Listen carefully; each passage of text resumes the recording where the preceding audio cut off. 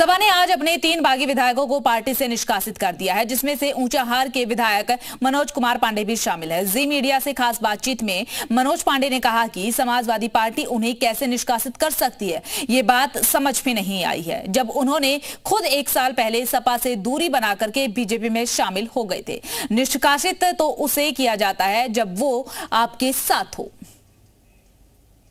Samajwadi party अपने जिन विधायकों को बागी मान रही थी उसमें से आज 3 पर गाज गिरी है, यानी कि सपा ने अपनी तरफ से उनको निष्कासित किया है। उसमें से एक ऊंचाहार से विधायक मनोज पांडे जी इस वक्त हमारे साथ हैं। पिछले साल ही आपने समाजवादी पार्टी से दूरी बनाई, बीजेपी के आप करीबी हो गए। मैं आपको मैं आपको रोक रहा हूँ। हमने दूरी बनाई कि छोड़ी, मैं आपसे सवाल कर रहा हूँ। मेरे कहने का मतलब आपके जी मीडिया में चला था, तो मैं आपसे सवाल कर रहा हूँ, मैंने छोड़ी थी कि मैंने दूरी बनाई थी?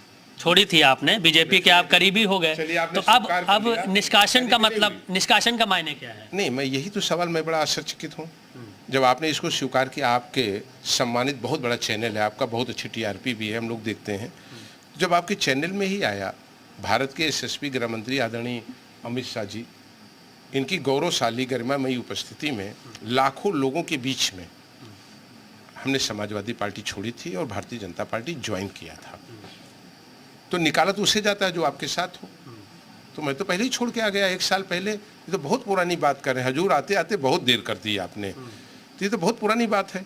इस पुरानी बात पर अगर कोई ये लिख रहा है तो वो क्या लिख रहे हैं वो उनको खुद सोचना चाहिए, लिखने वालों को सोचना चाहिए, लिखाने वालों को सोचना चाहिए।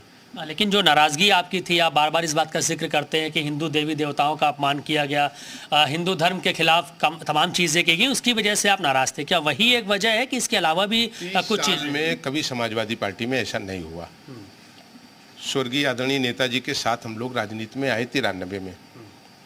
लंबा समय का दौर रहा, 2 बार सरकार में मंत्री रहने का, उत्तर प्रदेश की विधानसभा में मुख्य सचेतक रहने का और तमाम संवैधानिक पदों पर रहने का और दायित्वों को ईमानदारी से निभाने का अवसर मिला।